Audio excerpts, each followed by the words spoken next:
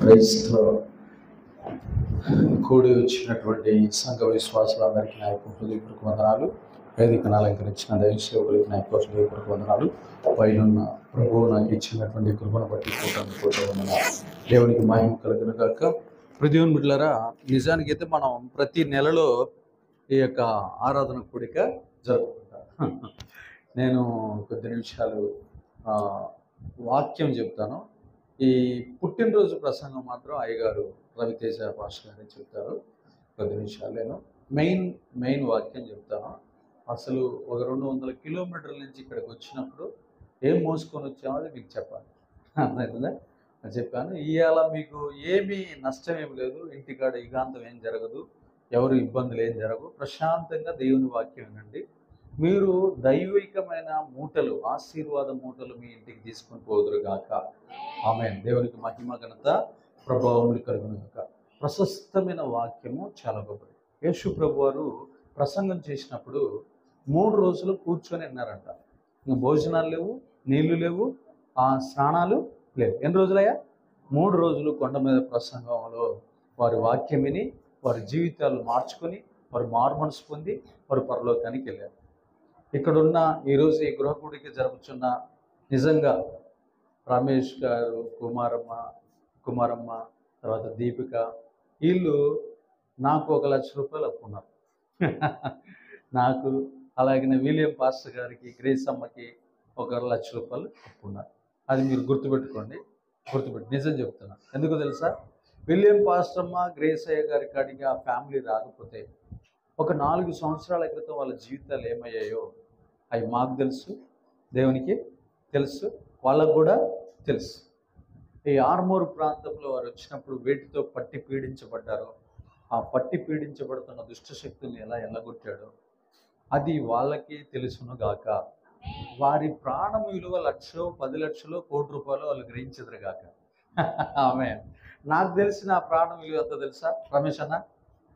నేను నా ప్రాణాన్ని ఎలా చూసుకుంటానంటే 100 కోట్లతో సమానం అనుకుంటాను నా ప్రాణం. నిజంగా రియల్గా చెబుతున్నా.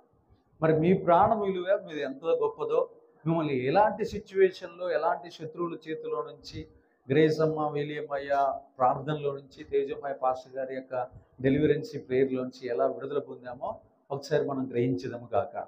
పైన ప్రభు మనకి ఎంత కృప చూపించాడో మనం గ్రహించాలి. హల్లెలూయా. ఇక్కడ మన గొప్పతనం ఏం లేదు. అభిషేకం ఇచ్చింది అంత ఎవరు?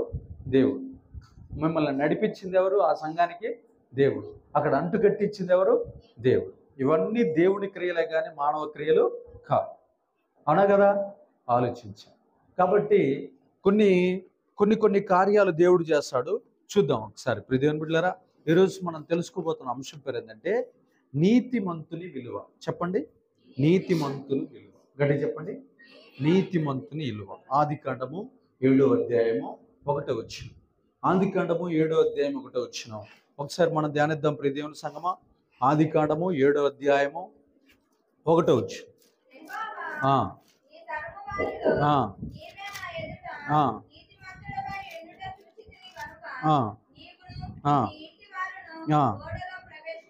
ఆమేన్. దేవునికి మహిమ ఘనత ప్రభావం కలుగును. మొట్టమొదటి వచనం మనల్ని ప్రభావితం చేయనుగాక. ఏమని రాస్తున్నాడు? నీవు ఈ తరము వారిలో నీతిమంతుడివి కనుక నీవును నీ ఇంటి వారును ఓడలో ప్రవేశిస్తారు. ఎక్కడ ప్రవేశిస్తారని రాశాడు? ఓడలోనికి ప్రవేశిస్తారు. ఎందుకు ప్రవేశిస్తారు? ఆయన దగ్గర ఏముంది? నీతి ఉంది. నీతి ఎలా ఉంది? ఎలా సంపాదించాడు? దేవునికి భయపడటం వల్ల నీతి వస్తుంది. దేవునికి భయపడి పాపాన్ని విసర్జించడం వల్ల, పాపము చేయకుండా వాడెవడు అలా చేశాడు, ఈడెవడు ఇలా చేశాడని చెప్పి ఇరుగు పొరుగు వారిలాగా జీవించకుండా దేవుడికి భయపడదు. నేను మీ అందరిని ఒక మాట అడుగుతాను. చాలా జాగ్రత్తగానండి. ఇప్పుడు మనకి భారత రాజ్యాంగం ఉంది కాబట్టి ఒక అమ్మాయినే పెళ్లి చేసుకుంటున్నాం. భారత రాజ్యాంగం లేకపోతే ఎంతమందినైనా చేసుకోండి. ఒకప్పుడు బైబిల్ భూమి మీదకి ఎప్పుడు వచ్చిందో తెలుసా? మోషే కాలంలో బైబిల్ వచ్చింది. మోషే కాలంలో భూమి మీదకి బైబిల్ రానప్పుడు ధర్మశాస్త్రం అనేది ఉందే? అప్పుడు ఎవరినైనా చేసుకోవచ్చు. అప్పుడు వాయు వరుసలు అంటే ఏంటియో తెలియదు. అవునా కదా? మరి నోవాహు కాలంలో బైబిల్ ఉందా? చెప్పట్లా. మరి ఎట్లా నీతిమంతుడయ్యాడు?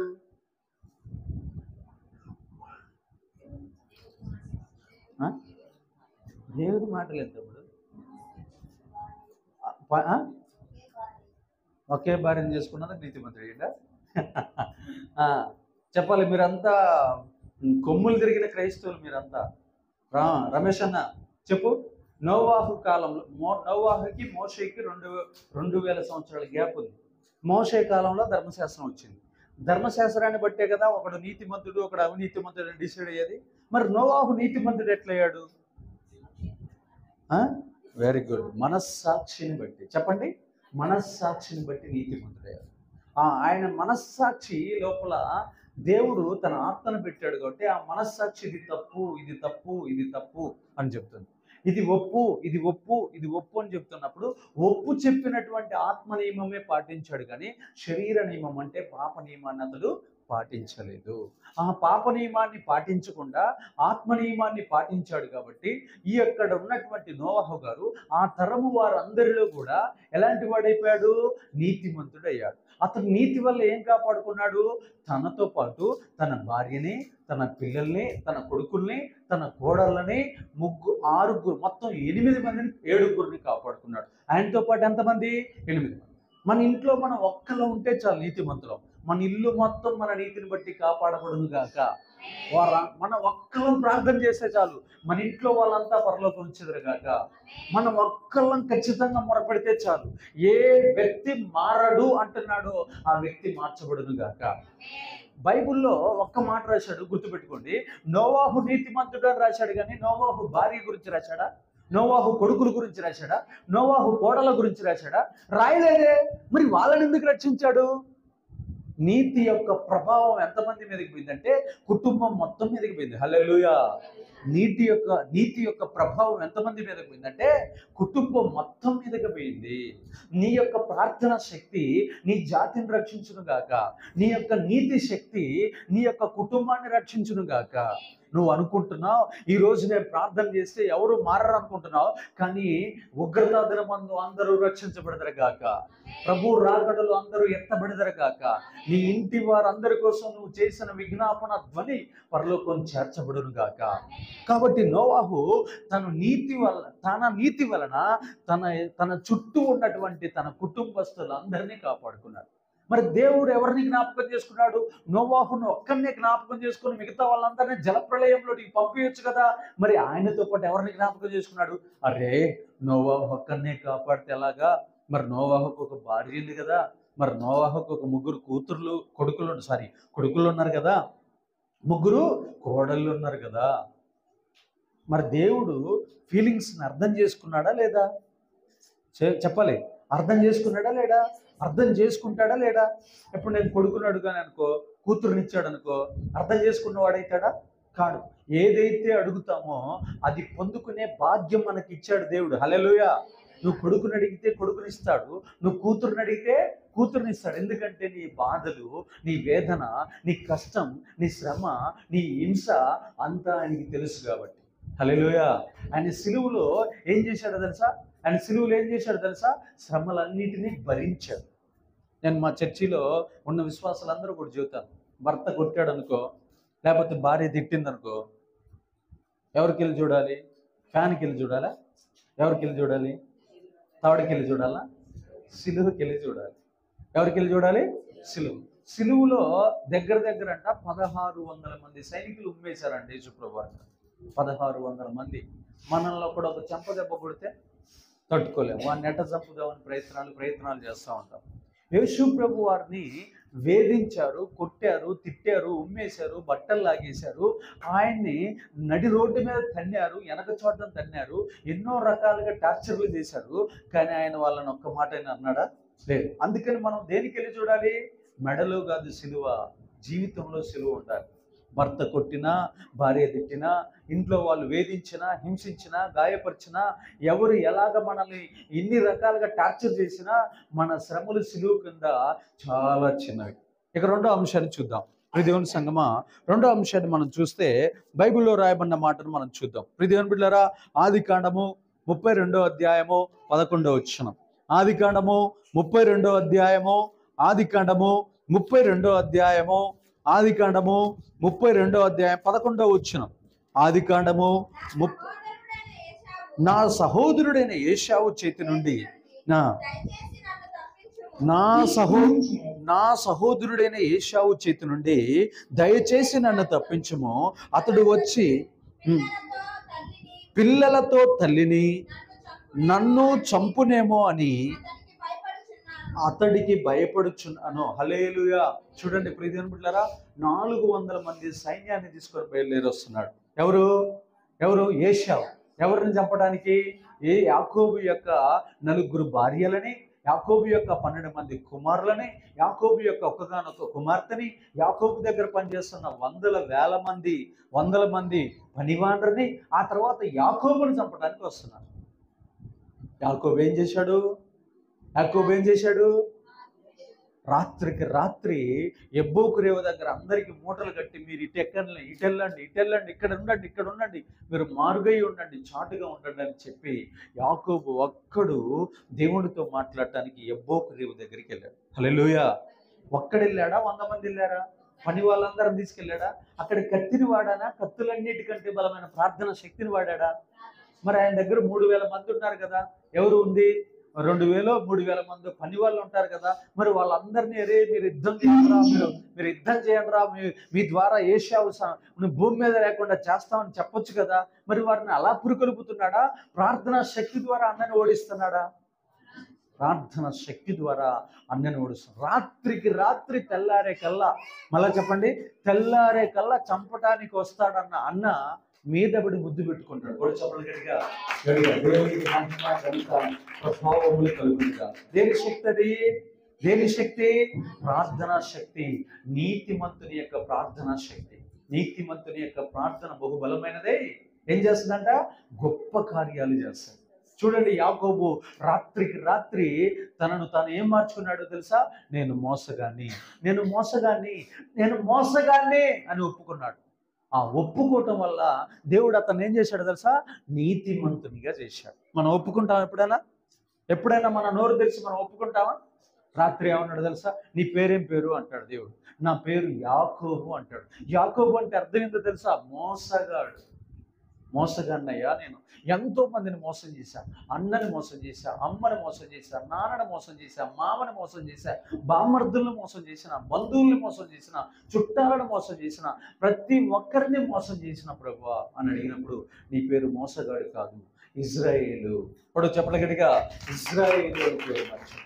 ఇజ్రాయేల్ అని ఎప్పుడైతే పేరు మార్చాడో 4 భార్యలను కాపాడాడు, 12 మంది పిల్లల్ని కాపాడాడు, కూతుర్ని కాపాడాడు, ఆస్తిని కాపాడాడు, అంతస్తులు కాపాడాడు, తన దగ్గర పనిచేస్తున్న దాసాదాసీలందరినీ కాపాడాడు. ఎవరు కాపాడింది?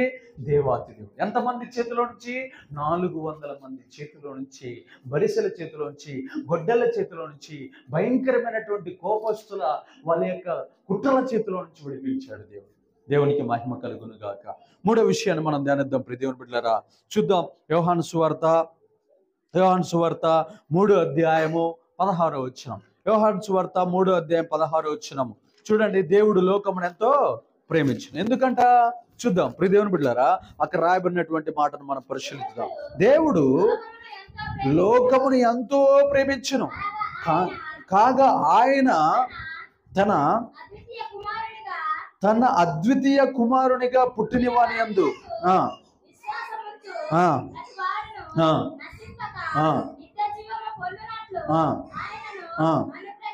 ఆమేన్. తర్వాత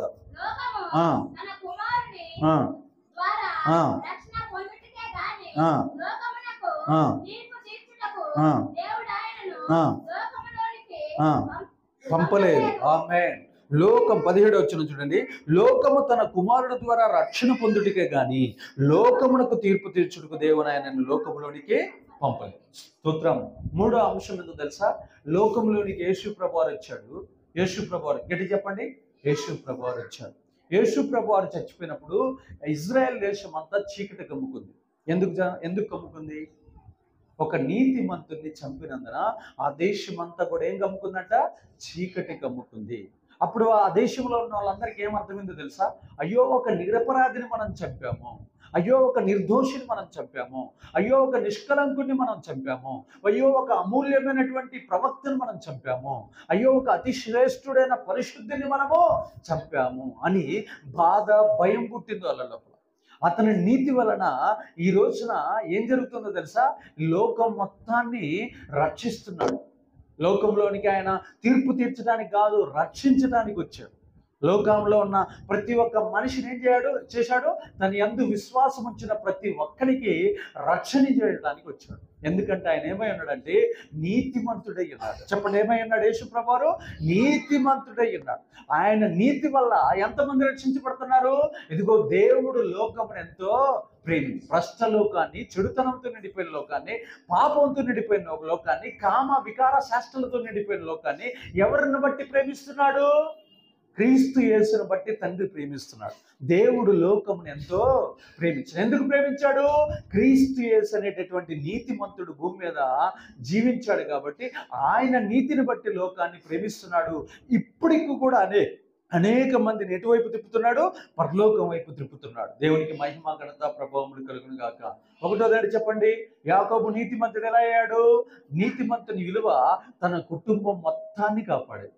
తర్వాత ఇక్కడ యాకోబు యొక్క నీతి విలువ ఎవరిని కాపాడింది? తన యొక్క పనివారిని, తన భార్య బిడ్డలని, తన యొక్క సంరక్షకులందరినీ కాపాడింది. దేవునికి మహిమ కలుగును కాదు.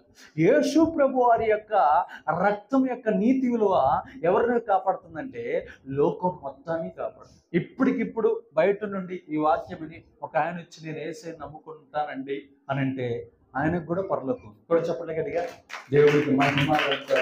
యేసుక్రీస్తు యందు విశ్వాసం ఉంచితే చాలు, అంతే. అతనికి ఏమి ఇస్తాడంట? నిత్య జీవం. నిత్య జీవం అంటే ఇంకా మరణమే లేని జీవితం. చెప్పండి, మరణమే లేని జీవితాన్ని ఇస్తాడు. నీతి యొక్క విలువ అంత గొప్పది. ఇప్పుడు మీకు సంగతి తెలుసా? మన ఊర్లో చాలా మంది విగ్రహారాధికులు ఉంటారు, కానీ వాళ్ళు కొత్తగా మందిరానికి వస్తూ ఉంటారు. దేనిని బట్టి వస్తారు చెప్పండి? వాళ్ళలో ఏం చూసి? వాళ్ళు చాలా విగ్రహారాధన చేశారు కదా, కానీ వాళ్ళల్లో కూడా ఏముంటుందో తెలుసా? కొంచెం నీతి ఉంటుంది. ఏముంటుంది? నీతి ఉంటుంది. మీరు బైబిల్లో ఒక స్టోరీ చూడండి. అపోస్తుల కార్యాలు 16వ అధ్యాయం 31వ వచనం చదవండి. అపోస్తుల కార్యములు 16వ అధ్యాయం మీకు అక్కడ కనబడుతుంది. ఆయన అసలు ఎవరో తెలుసా? రోమియుడు. చెప్పండి, ఆయన ఎవరు? చెరసాల నాయకుడు ఎవరో తెలుసా? రోమియుడు. కానీ అతనికి రక్షణ వచ్చింది. ఎలా వచ్చిందో చూపిస్తాను, చూద్దాం. అపోస్తుల కార్యములు 16వ అధ్యాయము, అపోస్తుల కార్యములు 16వ అధ్యాయము 31వ వచనం. అందుకు వారు ప్రభువైన యేసునందు విశ్వాసం ఉంచుము, అప్పుడు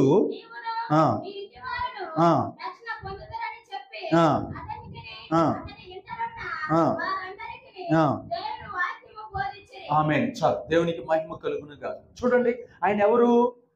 రోమా చెరసాల నాయకుడు. రోమా ప్రాంతంలో ఉన్నటువంటి చెరసాలకి అధిపతి. ఆయన యూదుడు కాదు. ఆ అధిపతి, ఆ చెరసాల నాయకుడు అనే పౌరసత్వం వాళ్ళకి ఇవ్వరు, యూదులకి ఇవ్వరు. అయితే ఈ వ్యక్తి ఎవరు? రోమియుడు. కానీ రోమియుడికి ఏమొచ్చిందో తెలుసా? రక్షణ వచ్చింది. ఎందుకు? అతన్ని ఎందుకు కాపాడాడు తెలుసా? మీకు సంగతి చెబుతాను. ఇప్పుడు గినక ఈ యొక్క సైనికులందరూ గినక చచ్చిపోతే తనను తాను ఇట్లా తీసుకొని, కత్తి తీసుకొని పొడుచుకోబోతున్నాడు. ఏం చేస్తున్నాడు? తనను తాను పొడుచుకోబోతున్నాడు. ఎవడైనా పొడుచుకుంటాడా? చచ్చిపోయేటప్పుడు అబద్ధాలు ఆడతాడా? అబద్ధాలు ఆడతాడు. అవునా కదా? నాది కాదు, జైలు వాళ్ళు పాటలు పాడారు, పాటలు పాడితే భూకంపం వచ్చింది, వాళ్ళు వెళ్ళిపోయారు అని చెప్పొచ్చు అబద్ధం. కానీ చెబుతున్నాడు అబద్ధం. చెప్పాలి గట్టిగా, చెబుతున్నాడు అబద్ధం. ఏం చేస్తున్నాడు? అయ్యో, ఇక ఖైదీలందరూ వెళ్ళిపోయారు, ఆ కైసర్ వచ్చి నన్ను అడిగాలక నేనే చచ్చిపోతే బాగుండని చెప్పి లోపల వరలో ఉన్న కత్తిని తీసుకొని ఇలా పొడుచుకోబోతున్నప్పుడు అతని లోపల మనకేం కనపడుతుంది? నీతి కనపడుతుంది. ఆ నీతిని చూసి దేవుడు ఏం చేశాడు తెలుసా? అతని ఇంటి వారిని అందరిని ఏం చేశాడు? రక్షించాడు. ఇదిగో ప్రభువైన యేసుక్రీస్తును నమ్మిన ఎడల, ఆయన యందు విశ్వాసం ఉంచిన ఎడల, అప్పుడు నీవును నీ ఇంటి వారును రక్షణ పొందెదరు. హల్లెలూయా. చూడండి, ఒక రోమియుడికి రక్షణ ఎలా వచ్చింది? అతనిలో ఉన్న నీతిని బట్టి. అలాగనే మన ఊర్లో కూడా చాలా మంది అన్యజనులు, లోకస్తులు ఉంటారు. వాళ్ళను కూడా ఒక 10 సంవత్సరాల తర్వాత చూడండి, ఈ ఊరు మొత్తం మారిపోద్ది. ఎందుకంటే వారిలో ఉన్న నీతిని బట్టి దేవుడు వారిని ఎన్నుకుంటాడు, వారిని ఆకర్షించుకుంటాడు. వారిని ఏం చేస్తాడు? వారిని ఆకర్షించుకుంటాడు, వారికి తన రక్షణ అనుగ్రహిస్తాడు. చాలా మంది ఏమనుకుంటారు తెలుసా, మనమే పరిశుద్ధులం, మనమే పరలోకానికి వెళ్తాం, వీళ్ళంతా పాపులు, వీళ్ళు ఎవరు రారు. ఎవరు చెప్పింది? ఒకప్పుడు నువ్వు పాపివి కదా, ఒకప్పుడు నువ్వు చాలా దుర్మార్గపు క్రియలు చేయలేదా, ఒకప్పుడు నువ్వు నీచత్వంలో జీవించలేదా? అలా ఎప్పుడు ఎదుటి వాళ్ళని కించపరచకూడదు, ఎదుటి వాళ్ళని తక్కువ అంచనా వేయకూడదు. ఎందుకో తెలుసా, అసలు బైబిల్లో ఒక మాట రాశాడు యేసుప్రభు వారు, శాస్త్రులు పరిచయుల కంటే ముందు ఎవరు ఉంటారంట పరలోకంలో? వేశ్యలు, దొంగలు ఉంటారంట. వేశ్యలు దొంగలు ఎలా ఉంటారు? వాళ్ళు ఏడ్చినట్టు మనం ఏడవం. ఇప్పుడు గ్రేసమ్మ ఎందాక ఏడ్చుకుంటూ ప్రార్థన చేస్తుంది, మనం ఎంత ఒకడవన్నీ ఎడుతున్నా? ఎందుకు? మనం కఠిన హృదయాలే. నాకు అంత తెలుసు బైబిల్, నాకు తెలిసినంత గ్రేసమ్మకి ఏం తెలుసు తెలుసా? మనకెందుకు కన్నీళ్ళు రాట్లా? ఆమె ఏడుతున్నా మనకెందుకు రాట్లా? ఆమె ఉద్యోగపరుస్తున్నా మనకెందుకు రాట్లా? కఠినమైన హృదయం. భక్తి గర్వం పెరిగింది మనకి. ఏం గర్వం? భక్తి గర్వం పెరిగి మన కన్నీళ్ళు రావు. ఎందుకంటే హృదయం అంతా పాషాణం అయిపోయింది. ఫరోలాగా, నెబుకద్నెజర్ లాగా, ఇంకా ఎవరిలాగా, ఇంకా దుర్మార్గపు రాజుల్లాగా మనం మారిపోయాం. కాబట్టి ప్రియ దేవుని బిడ్డలారా, ఇక్కడ చెరసాల నాయకుడి యొక్క కుటుంబంలోనికి ఈ రక్షణ ఎలా వచ్చిందో తెలుసా? నీతి. చెప్పండి, నీతి యొక్క విలువ. దేవునికి మహిమ, ఘనత, ప్రభావములు కలుగును గాక. ప్రియ దేవుని బిడ్డలారా, ఇంకా మనం చూద్దాం బైబిల్లో ఉన్న అనేకమైన సంగతులు నేను మీకు తెలియజేస్తాను. చూడండి ఇంకొకసారి సమూయేలు గ్రంథము 7వ అధ్యాయము, సమూయేలు గ్రంథము 7వ అధ్యాయము 13వ వచనం. సమూయేలు గ్రంథం, మొదటి సమూయేలు గ్రంథము 7వ అధ్యాయము, మొదటి సమూయేలు గ్రంథం 7వ అధ్యాయం 13వ వచనం. ఇలాగున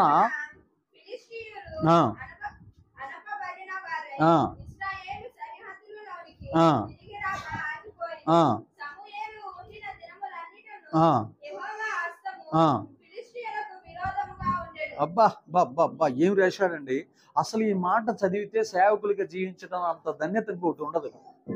సమూయేలు బ్రతికినంత కాలం ఫిలిష్తీయులు రాలేదంట. ఎవరి మీదకి? ఇజ్రాయేలీల మీదకి. సమూయేలు కత్తి పడతాడా? బాంబు పడతాడా? అణుబాంబు వేస్తాడా? మరి సమూయేలుకి యుద్ధానికి సంబంధం ఏంది? చదవండి, మళ్ళీ చదవండి ఒకసారి. మీరు బైబిల్ తీయట్లా, మీరు బైబిల్ తీయండి, మీ కళ్ళు వెలిగించబడతాయి. ఇలాగున ఫిలిష్తీయులు అనపబడిన వారే ఇశ్రాయేలు సరిహద్దులలోనికి తిరిగి రాక ఆగిపోయిరి. సమూయేలు ఉండిన దినములన్నిటిను యెహోవా హస్తము ఫిలిష్తీయులకు విరోధముగా ఉండెను. ఆమేన్. డైరెక్ట్ వినపడుతుంది. అలర్ట్ చేయదు, చాలా జాగ్రత్తగా వినాలి. దేవుని ఆత్మ మనతో మాట్లాడుతుంది. ఇక్కడ చాలా జాగ్రత్తగా వినండి. ప్రియ దేవుని బిడ్డలారా, సమూయేలు ప్రవక్త మందిరంలో కూర్చొని ఏం చేస్తాడో తెలుసా? ప్రార్థన. చెప్పండి, విజ్ఞాపన. గట్టి చెప్పండి, విజ్ఞాపన, విజ్ఞాపన, విజ్ఞాపన, విజ్ఞాపన. ప్రభువా, ఫిలిష్తీయులు రాకూడదు, ఫిలిష్తీయులను కూల్చివేయి, ఫిలిష్తీయుల కుట్రలు కూల్చివేయి, ఫిలిష్తీయుల యొక్క కుతంత్రాలు కాల్చివేయి, కాల్చివేయి, కాల్చివేయి, కాల్చివేయి. ప్రభువా, నా మీదకి లేచిన కపటపు కుట్రలు అన్నిటిని బద్దలు చేయి. ప్రభువా, ఎవడు నిలబడకూడదు నీ ముందు.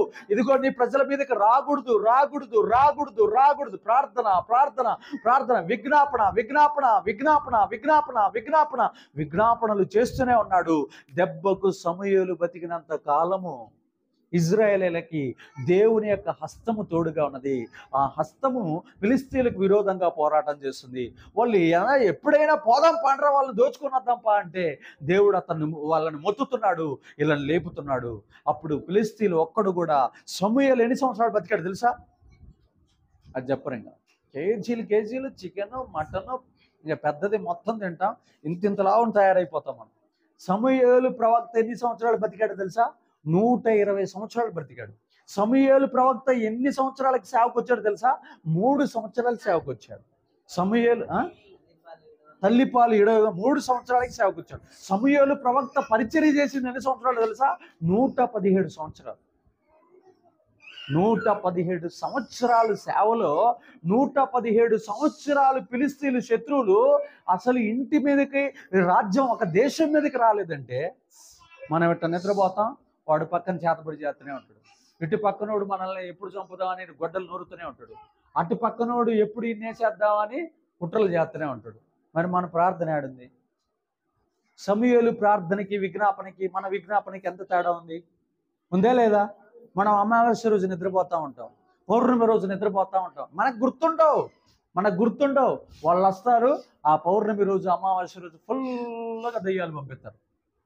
పంపిస్తే మనం ఏంది రాత్రి ఏంది ఏందో సాతాను వచ్చి నన్ను రేపు చేసింది. ఎంత సాతాను వచ్చి నీతో పాపం ఎందుకు చేసింది? రాత్రి నీకు సోయి లేదు, విజ్ఞాపన మర్చిపోయినావు. ఏం మర్చిపోయినావు? మరి సమూయేలు బతికినంత కాలం అని రాసిండు, కానీ సమూయేలు బతికుండగా ఏం చేస్తున్నాడు? మెలుకోగలిగి విజ్ఞాపన చేస్తున్నాడు. సమూయేలు తెల్ల చొక్కా వేసుకొని నాలాగా పర్పుల్ కలర్ డ్రెస్ వేసుకొని టింగు టింగన సెంటు కొట్టుకొని వచ్చి వాక్యాలు చెప్పలా. ఎలా చేసిండో తెలుసా? విజ్ఞాపన. దేవుని మందస్సం ఎలా ఉంటది?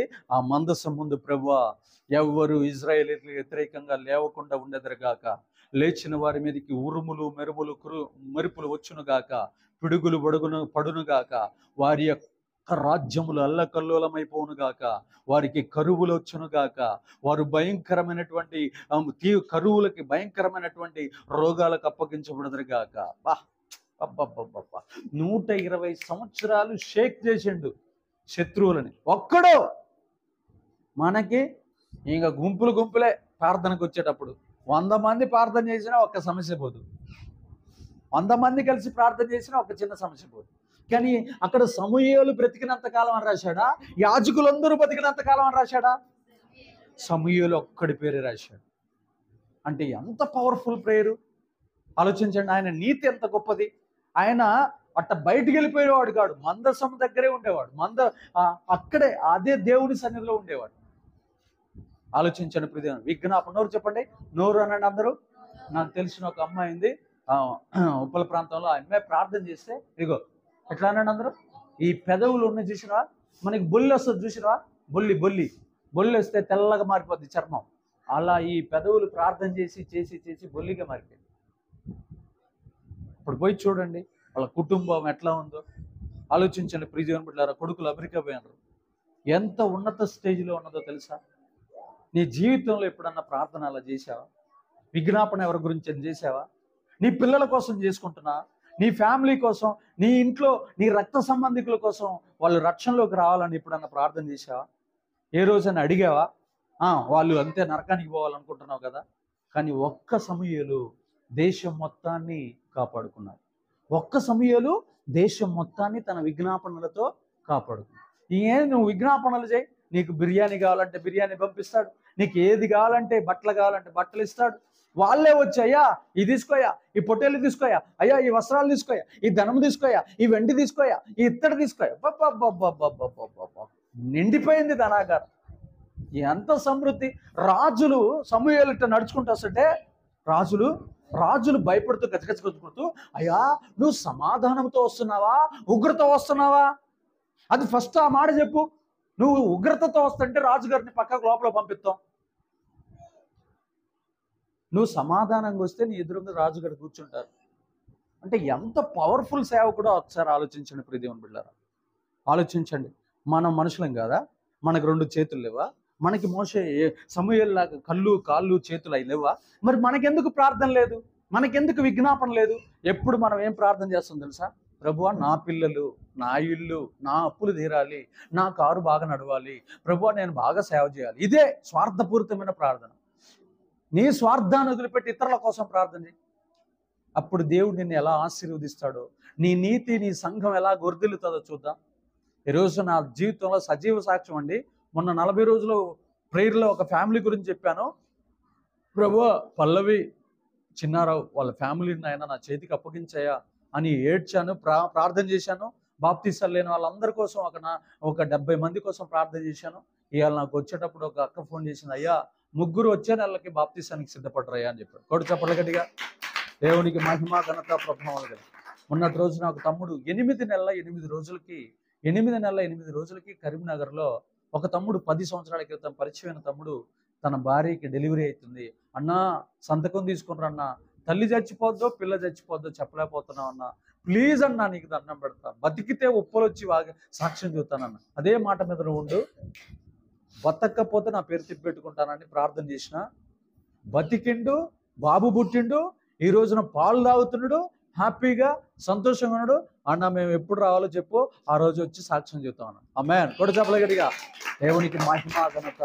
విజ్ఞాపన ప్రార్థన. విజ్ఞాపన అలాగండి విజ్ఞాపన విజ్ఞాపన. ఆర్మూర్ మొత్తం మారిపోవాలి, ఆర్మూర్ మొత్తం మారిపోవాలి, ఆర్మూర్ మొత్తం రక్షణలోకి రావాలి, ఆర్మూర్ మొత్తం దేవుని జెండా మొయ్యాలి, ఆర్మూర్ ఇంటి మీద క్రీస్తు సంఘపు జెండా నిలబడును గాక. అలాగ మనం రోజు అరవగా, చిన్నపిల్లలు అరవద్దు. చూడండి ఇంకొన్ని మాటలు చూస్తాను ప్రియదేవుని బిడ్డలారా. ఎస్తేరు గ్రంథం 10వ అధ్యాయము, ఎస్తేరు గ్రంథం 10వ అధ్యాయం 3వ వచనం. ఎస్తేరు గ్రంథము 10వ అధ్యాయము 3వ వచనం. ఎస్తేరు గ్రంథము 10వ అధ్యాయము 3వ వచనం. ఎస్తేరు గ్రంథము 10వ అధ్యాయం 3వ వచనం. చూడండి, యూదుడైన మొర్దెకై రాజైన అహష్వేరోషునకు ప్రధానమంత్రిగా నుండి తన వారందరితో సమాధానంగా మాట్లాడుచు తన జనుల క్షేమమును విచారించువాడును, యూదులలో గొప్పవాడునై తన దేశస్థులలో చాలా మందికి ఇష్టడిగా ఉండెను. ఆ ఒక్క వచనంతో గంట సేపు ప్రసంగం చేయొచ్చు. అన్ని పాయింట్లు రాశాడు దాంట్లో. ఒక్క వచనంలోనే 10 పాయింట్లు ఉన్నాయి. చదవండి మళ్ళీ ఒకసారి. యూదుడైన మొర్దెకై రాజైన అహష్వేరోషునకు ప్రధానమంత్రిగా నుండి, ఒకటోది ఏమై ఉన్నాడంట? ప్రధానమంత్రి. ప్యూను ప్రధానమంత్రి అయ్యాడు. మిస్టర్ రమేష్, ప్యూను, గేటు దగ్గర ఉన్న ప్యూను ప్రధానమంత్రి అయ్యాడు. ఈ పాయింట్ మీకు అర్థం కావట్లా? గేటు దగ్గర ఉన్న ప్యూను, కాపలా ప్యూను ప్రధానమంత్రి అయ్యాడు. ఎవరిని బట్టి? నీతిని బట్టి. ఏం చేశాడు? ఇద్దరు మాట్లాడుకుంటున్నారు. ఈరోజు రాత్రి సాయంత్రం కల్లా రాజుగారిని చంపేద్దాం విషయంలో, అన్నంలో విషయం పెట్టాను. ఆ విషయాన్ని తీసుకుపోయి ఎవరికి చెప్పాడు తెలుసా? రాజ సైన్యాధిపతికి పోయి చెబుతాడు. రాజ సైన్యాధిపతి ఆ ఇద్దరిని ఉరిదీయిస్తాడు. ఉరిదీయిస్తే ఫలానా మొర్దెకై అనేటటువంటి వాడు ఈ విషయం సమాచారం మాకు చెప్పాడని ఆ రాజ్యపు దస్తావేజుల్లో రాస్తాడు. రాస్తే మర్చిపోతాడు. ఇక రాజు మర్చిపోతాడు, రాజ సైన్యాధిపతి మర్చిపోతాడు, బహుమానం ఇవ్వటం మర్చిపోతాడు. కానీ ఎప్పటికి బహుమానం వస్తుందో తెలుసా? తన జాతి వారందరినీ కాపాడుకోవాలని ఏడ్చి ఏడ్చి ఏడ్చి ఎస్తేరమ్మ దగ్గరికి వర్తమానం పంపించి, నువ్వు నా జాతిని కాపాడతావా లేదా అని అక్కడ తన జాతి కోసం తన ప్రాణాలు ఇవ్వటానికి కూడా ఎప్పుడైతే సిద్ధపడ్డాడో, ఆ రోజున మొర్దెకై దేవుడి చరిత్రలోకి, దేవుని యొక్క ఘనతలోకి ఎక్కాడు, దేవుడి దృష్టిలోకి ఎక్కాడు. హల్లెలూయా. ప్రియదేవుని బిడ్డలారా, చూడండి కింద ఒక మాట రాశాడు. చూడండి, తన వారందరితో సమాధానంగా మాట్లాడచ్చు. మందిరానికి వచ్చిన ప్రతి ఒక్కరితో ఏం చేయాలో తెలుసా? సమాధానంగా మాట్లాడాలి, సమాధానంగా మాట్లాడాలి. తన వారందరూ, తన దేశస్తులందరూ ఎవరు? భారతదేశంలో. మీకు సంగతి తెలుసిన, భారతదేశంలో మాదిగ, మాల, కమ్మ, కుమ్మరి, రెడ్డి, యాదవ, ఇలా చౌదరి, ఇలాంటి పేర్లు పెట్టాడు. ఇవన్నీ పెట్టింది సాతాను. కానీ భారతీయులందరూ సమానమే అని చెప్పింది ఎవరు తెలుసా? యేసయ్య. అందరూ ఆత్మస్వరూపులే. ప్రపంచంలో ఉన్న 850 కోట్ల మంది ఆత్మస్వరూపులే. అప్పుడు మనం ఎవరితోటి ఎలా మాట్లాడాలి? కూర్చో ఎరకలతో ఒకలాగా, వేరే వాళ్ళతో ఒకలాగా అట్లా మాట్లాడొచ్చా? మాట్లాడకూడదు. అందరితోటి సమాధానంగా మాట్లాడాలి. యేసయ్య కాడికి వచ్చిన ప్రతి ఒక్కరితోటి వాళ్ళ క్యాస్ట్ మనకు అవసరంలా, వాళ్ళ జాతి మనకు అవసరంలా, వాళ్ళ స్టేటస్ మనకు అవసరంలా, వారి రిచ్నెస్ మనకు అవసరంలా, వారి పూర్నెస్ మనకు అవసరంలా. మనం ఎలా మాట్లాడాలో తెలుసా? సమాధానంగా మాట్లాడాలి. తర్వాత ఇంకా ఏమంటున్నాడు చూడండి, తర్వాత ఏమంటున్నాడు? మాట్లాడుచు తన జనుల యొక్క క్షేమమును విచారించువాడును. తన జనుల యొక్క క్షేమమును గురించి విచారించువాడు. ఎలా ఉన్నారయ్యా? ఫలానా పాస్టర్ ఎలా ఉన్నాడు ఆర్మూర్లో, ఫలానా చెల్లెలు ఎలా ఉంది, ఎట్లా ఉన్నారు, వాళ్ళు ఎలా ఉన్నారు, క్షేమంగా ఉన్నారా అని విచారించేవాడు. తర్వాత యూదులలో గొప్పవాడునై తన దేశస్థులలో చాలా మందికి ఇష్టడిగా ఉన్నాడు. చాలా మందికి మనం ఏమైపోవాలంట? ఇష్టలుగా మారిపోవాలి. మన పేరు చెబితే చాలా మంచోడని చెప్పాలి, కానీ వాడికి ఫ్రాడ్ గాడు అనే మాట మన గురించి ఎవడు చెప్పకుండా ఉండును గాక. అంటే మనం ఎలా మారిపోవాలి? అందరికీ ఇష్టలుగా మారిపోవాలి. అందరికీ మనం ఎలా మారిపోవాలి? ఇష్టలుగా మారిపోవాలి. మన జాతిలో మనం ఎలా మారిపోవాలి? గొప్పవారిగా మారిపోవాలి. మన జాతి, క్రైస్తవ జాతి మొత్తంలో మనం ఏమైపోవాలి? గొప్పవారిగా మారిపోవాలి. హల్లెలూయా. దేనిని బట్టి జాతిని రక్షించాడో తెలుసా? మొర్దెకైలో ఉన్న నీతిని బట్టి, ఎస్తేరమ్మలో ఉన్నటువంటి నీతిని బట్టి ఏం చేశాడు? తన జాతి వారందరినీ కాపాడుకున్నాడు. హల్లెలూయా. తన జాతి వారందరిని ఏం చేశాడు? దేవుడు కాపాడుకున్నాడు. గట్టి చెప్పాలి, కాపాడుకున్నాడు. మీ అందరికీ ఒక విషయం చెప్తాను. ఒకరోజు ఒక పట్టణాన్ని నాశనం చేయడానికి దేవుడు భూమి మీదకి వస్తాడు. వచ్చినప్పుడు ఏం చెప్తాడంటే, అబ్రహామా పలానా పట్టణాన్ని నాశనం చేస్తానయ్యా అని చెప్తాడు. అప్పుడు అబ్రహాం అంటాడు, అయ్యా అక్కడ నా చిన్నాన్న కొడుకులు ఉన్నారయ్యా, ఒక్కసారి జ్ఞాపకం చేసుకోయా అంటాడు. లేదు నేను చెప్పిన కౌంటింగ్ కలిగిన 50 మంది ఉంటేనే వాళ్ళని వదిలేస్తా, లేకపోతే లేదా. అయ్యా 45 మంది, అయ్యా 40 మంది, అయ్యా 35 మంది, అయ్యా 30 మంది, అయ్యా 25 మంది, అయ్యా అయ్యా అయ్యా అయ్యా అయ్యా లాస్ట్కి 5 కాడికి వచ్చి లాస్ట్కి సాగిలు పడతాడు. 5 కూడా లేరు అయ్యా అబ్రామా, అక్కడ ఉంది 4. 4 ఎవరు? ఒకటి లోతు భార్య, లోతు 2 కుమార్తెలు, అంతే. వాళ్ళు 3 పతివ్రతలు, ఈయన కొంచెం నీతిమంతుడు. ఇంక మిగతా వాళ్ళు కొడుకులు కూడా చెడిపోయారు, అందరూ చెడిపోయారు, అల్లుళ్ళు చెడిపోయారు, అందరూ పాపంలోనే ఉన్నారు. కాబట్టి నేను చెప్పిన కౌంటింగ్ 5, కానీ దాంట్లో ఉంది ఎంతమంది? 4. చూడండి ప్రియదేవుని బిడ్డలారా, మీరు ఇక్కడ గుర్తుపెట్టుకోవాల్సిన ఒక్క మర్మం చెబుతాను. అబ్రహాము నీతి తన యావదాస్తిని తరతరాలు కాపాడింది దేవుడు. తనకి కలిగిన ఒక్క గొర్రె చచ్చిపోవాలి, తనకు కలిగిన ఒక్క ఒంటె చచ్చిపోవాలి, తనకు కలిగిన ఒక్క ఎద్దు చచ్చిపోవాలి, తనకు కలిగిన ఒక్క గాడిద చచ్చిపోవాలి. కానీ లోతు ఆస్తి మొత్తం ఏమైపోయింది? లోతు ఆస్తి మొత్తం ఏమైపోయింది? అగ్గిపాలు బుగ్గుపాలైపోయింది. ఈయన నీతిమంతుడే. మరి ఎవరి దగ్గరికి పోయింది ఈ నీతిమంతుడు? అపవిత్రుల కాడికి పోయింది. ఈ నీతిమంతుడు ఆడికి పోలేదు, అపవిత్ర స్థలాలలోనికి వెళ్ళదు. మీకు సంగతి తెలుసా?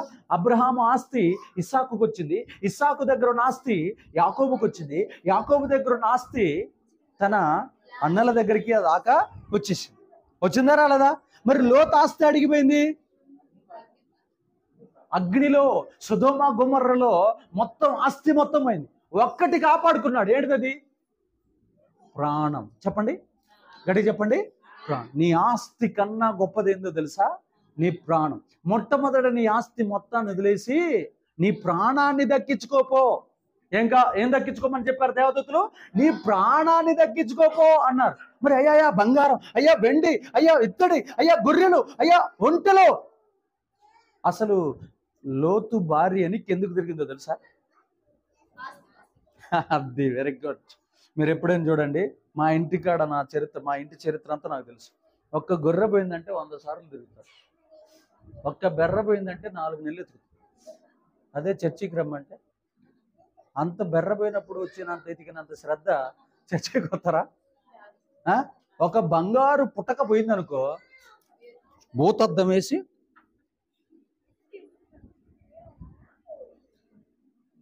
ఎతుకుతారు. అదే దేవుని ఆజ్ఞ తప్పినప్పుడు ఎవడన్నా పాటిస్తాడా? ఒక బంగారు పుట్టకపోతే, మరి బంగారానికి అంత విలువిచ్చినవు కానీ బంగారం కంటే శ్రేష్టమైనది ఏంటిది? నీ ప్రాణం కదా. మరి నీ ప్రాణాన్ని పరలోకానికి దేవుడు తీసుకెళ్లాలంటే రక్షణ ఉందా? రక్షణ గురించి ఎప్పుడన్నా ఆలోచించా? నేను అడుగుతాను. అమ్మా 70 మంది ఉన్నారు నా లిస్టులో, రియల్గా చదువుతున్నా. ఎంతమంది ఉన్నారో తెలుసు ఇప్పుడు మన చర్చిలో? 70 మంది రక్షణలో లేరు. ఇంకా ఆ 70 మంది నేను అడిగితే, అమ్మాయి పెళ్లి కానీ అన్న తర్వాత తీసుకుంటా, దానికి ఏముందన్నా, తొందర ఏముందన్నా అని అంటారు. అమ్మాయి పెళ్లి కావాలంట, అమ్మాయి పెళ్లి దాకా నేను ప్రార్థన చేస్తూనే ఉండాలి. ఇంకొక ఆయనకి అడిగి పోయి అడుగుతాను, అన్న నువ్వన్నా తీసుకున్నా, నీకు దండం పెడతాను అన్న. క్రిస్మస్ దాకా చూడన్నా, క్రిస్మస్ ఏక ఎంత దూరం ఉంది, రేపైతే ఏమైంది నీకు వచ్చిన నష్టం? ఇంకొక అమ్మాయిని అడుగుతా, అన్న నేను పెళ్లి చేసుకుంటే క్రిస్టియన్ అబ్బాయి అతడో రాడన్నా, కాబట్టి నేను ఖచ్చితంగా అన్నింటినీ పెళ్లి చేసుకుని అన్య మతంలో కలిసిపోవాలనుకుంటున్నా అంటది. అంతే, సింపుల్ చెప్పొద్దు అంతే. చర్చిలో అయితే తిడతాడని చెప్పి బయట పర్సనల్గా చదువుతాడు అనమాట. ఇదే స్టోరీ.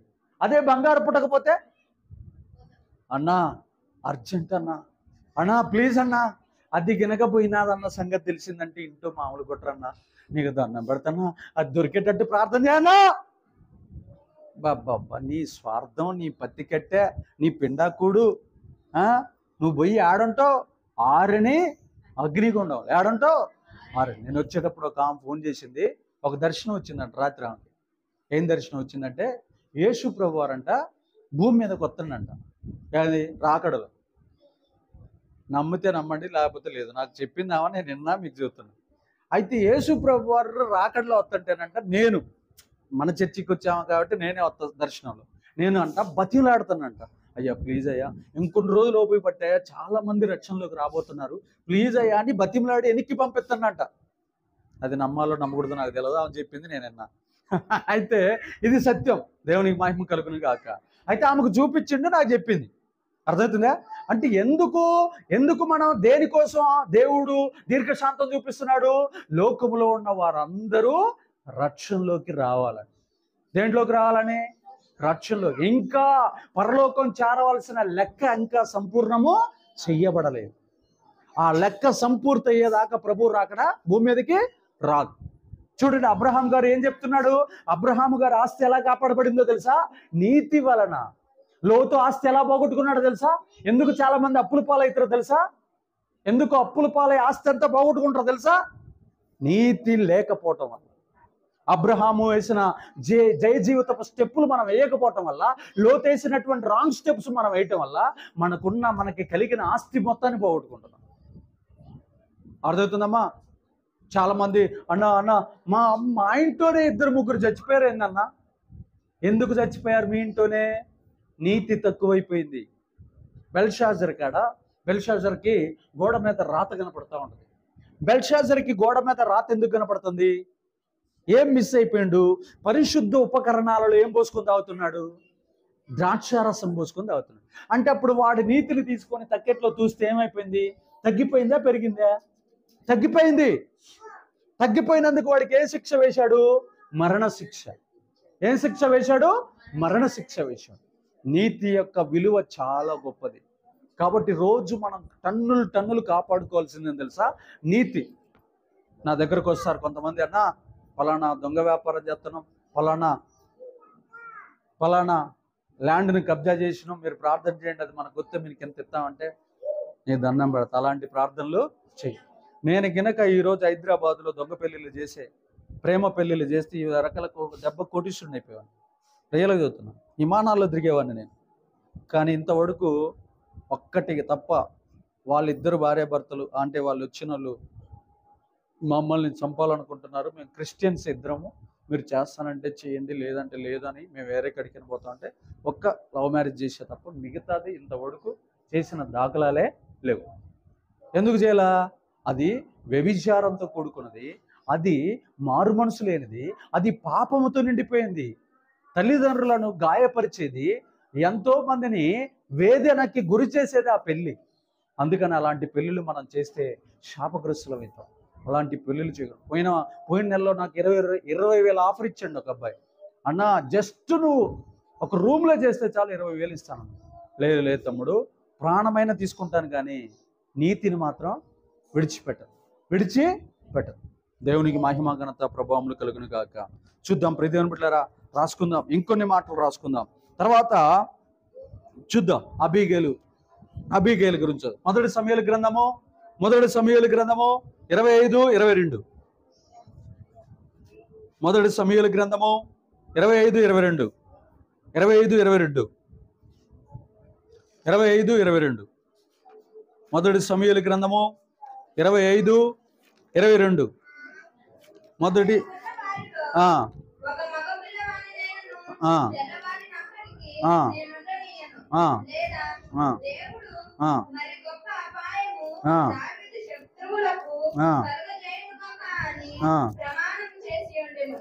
చాలు చూడనమ్మా, ఈయనకి చాలా గొర్రెలు ఉన్నాయి. నాబాలు అనే వ్యక్తికి, అతని గొర్రెల్ని కాపలా కాశాడు.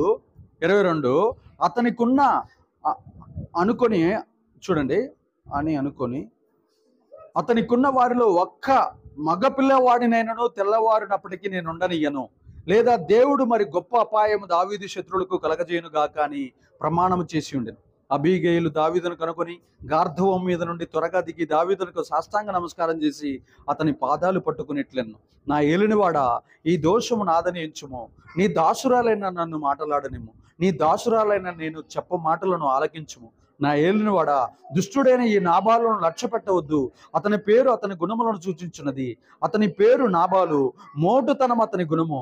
నా ఏలినవాడు పంపించిన పనివారు నాకు కనబడలేదు. నా ఏలినవాడా, యెహోవా తోడు, నీ జీవము తోడు, ప్రాణహాని చేయకుండా యెహోవా నిన్ను ఆపి ఉన్నాడు. నీ చెయ్యి నిన్ను సంరక్షించునన్న మాట నిజమని యెహోవా జీవముతోడు, నీ జీవముతోడు అని ప్రమాణం చేసి చున్నాను. నీ శత్రువులను నా ఏలినవాడైన నీకు కీడు చేయను ఉద్దేశించు వారును నాబాలు వలె ఉందురుగాక. అయితే నేను నా ఏలినవాడకు నీ యొద్దకు తెచ్చిన ఈ కానుకను నా ఏలినవాడకు నిన్ను వెంబడించు పనివారికి ఇప్పించి నీ దాసురాలైన నా తప్పు క్షమించుము. దేవునికి మహిమ ఘనత ప్రభావములు కలదు. నా ఏలినవాడా, నా ఏలినవాడా, కోపాన్ని నెరికేస్తాను. అందరూ అనండి, నా ఏలినవాడానండి, నా ఏలినవాడానండి. భయంకరమైన కోపంలో ఉన్నాడు. కోపాన్ని దేంతో చంపేస్తుంది తెలుసా? మృదువైన మాటతో చంపేస్తుంది. దేంతో చంపేస్తుంది? ఇట్లా ఎవరెస్ట్ శిఖరం అంతా లేచింది కోపం. సాయంత్రం కల్లా వాళ్ళ ఇంట్లో మగపిల్లగాడు లేడు అన్నాడు. ఆడామ వచ్చింది, రాటం గాడి తీసుకొని వచ్చింది, కాళ్ళ దగ్గరకు వచ్చింది, సాగిల పడింది, సాష్టాంగ నమస్కారం చేసింది. నా ఏలినవాడా ఏమంటుంది? నా ఏలినవాడా. బా, ఏమి మృదువుగా మాట్లాడిందండి. ఆ మాటలకి కొన్ని రోజులకి అలా భర్త చచ్చిపోయిన తర్వాత ఆమెను తీసుకుపోయి కోటలో పెట్టుకుంటాడు దావి. ఆమేన్. తీయగా మాట్లాడి ఎంత కోపాన్ని కూల్ చేసి వదిలిపెట్టేసింది. చంపుతా, సాయంత్రం కల్లా నరికేస్తాను అన్నోని. ఆమె నీతి చూడండి. ఆమె నీతి తన భర్తను కాపాడింది. హల్లెలూయా. తన ఇంటిలో వధ జరగకుండా కాపాడింది. తన ఇంటిలో నష్టము జరగకుండా కాపాడింది. మనం మాట్లాడుతుంటే భర్త ఒక్క దెబ్బతో కాదు, 100 దెబ్బలతో ఎట్టతో దీన్ని చంపాలన్నట్టుగా మాట్లాడుతాం. అంటే అట్ట రెచ్చగొడతాం మనిషిని. అర్థమవుతుందా? మనం మాట్లాడితే ఎట్లా ఉంటుంది తెలుసా? ఎట్లా ఉంటుంది అక్క? మమ్మీ చెప్పు. మనం మాట్లాడితే ఎట్లా ఉంటుంది? భర్తకు కోపం తగ్గుద్దా? భర్తే వచ్చి మన మీద పెట్రోల్ పోసి తగలేస్తాడా? చెప్పుడాడు. ఎలా మాట్లాడతారు మన ఆడోళ్ళు? భర్తకు కోపం తగ్గించే మాట మాట్లాడతారా? మాట్లాడరు. మన మీదకే బయటికి పోయి ఒక 10 లీటర్ల పెట్రోల్ కొనుక్కొని వచ్చి మళ్ళీ మనకి ఉరేసి మనల్ని చంపేటట్టు చేస్తాం మన నోటితోటి. ఇక్కడ అబీగైల్ ఏం చేస్తుంది? మృదువుగా మాట్లాడుతుంది. ఆమె నీతి ఆమె వంశాన్ని కాపాడింది. తన భర్త ప్రాణాన్ని కాపాడింది. తన యొక్క ఇంట్లో ఉన్న దాసుల ప్రాణాన్ని కాపాడింది. తన ఇంట్లో ఉన్న గొర్రెలను కాపాడింది. తన ఇంట్లో ఉన్నటువంటి దాసీలను కాపాడింది. తన ఆస్తిని కాపాడింది. తనకు సంబంధించినటువంటి సామ్రాజ్యం మొత్తాన్ని కాపాడింది. ఒక్కతే ఎంతమందిని కాపాడుకుంది? తన సమస్త ఆస్తి మొత్తాన్ని కాపాడుకుంది. ఆ ఊర్లోనే ఐశ్వర్యవంతుడు నాబాలు. మోటోడు, పరమ దుర్మార్గుడు, పరమ మూర్ఖుడు, మోటుతనం కలిగిన వాడు అయినటువంటి భర్తను ఎవరు మార్చేసింది? నా అబీగైలు మార్చేసింది. అబీగైలు ప్రవర్తన మార్చేసింది. ఆలోచిస్తున్నారా లేదా? వింటున్నారా లేదా? పుట్టినరోజు ఈ ప్రసంగం చేస్తున్నారేంద్రా అని తిట్టుకుంటున్నారా? వింటలేదా? నిజంగా వింటున్నారా? Very good. ప్రియదేవుని బిడ్డలారా, ఇలాగ చెప్పుకుంటూ పోతే నీతి యొక్క విలువ చాలా. ఒక మాట చెప్పి ముగిస్తాను, చూద్దాం. తర్వాత సమయం అవుతుంది. ప్రియదేవుని సంగమా, ఒకసారి మనం చూద్దాం. 2 దినవృత్తాంతాల గ్రంథము 21వ అధ్యాయము 7వ వచనం. 2 దినవృత్తాంతాల గ్రంథము 21వ